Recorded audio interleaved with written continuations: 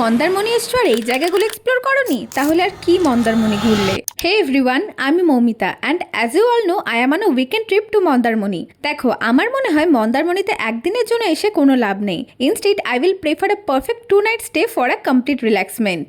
তাই আজকে আমি তোমাদের মন্দারমণির 4টে বেস্ট সাইট সিনের লোকেশন দেব। প্রথমেই চলে আসবে বিচের পাশেই এই রাধাকৃষ্ণ মন্দিরে, যা মেন সি বিচ থেকে 2 থেকে 3 কিলোমিটার ডিস্টেন্সেই রয়েছে।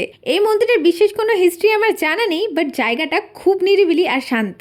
এরপর তোমরা চলে আসবে মন্দারমণির মোহনায়। বিশ্বাস করো, এখানে এসে আমার মনেই হচ্ছিল না যে আমি মন্দারমণিতে আছি।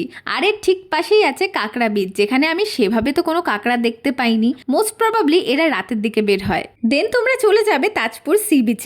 এখানে না একটা ছোট্ট পার্ক মতো করা রয়েছে, যেখানে তোমরা সমুদ্র দেখতে দেখতে খুব সুন্দর একটা টাইম স্পেন্ড করতে পারবে।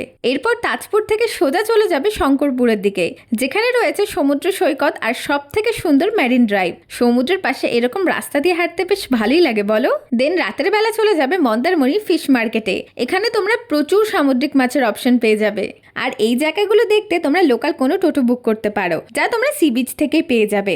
So that's it for today. Next time Mandarmani গেলে এই জায়গাগুলো অবশ্যই এক্সপ্লোর করো। দেখা হচ্ছে নেক্সট মিনি ব্লগে। বাই।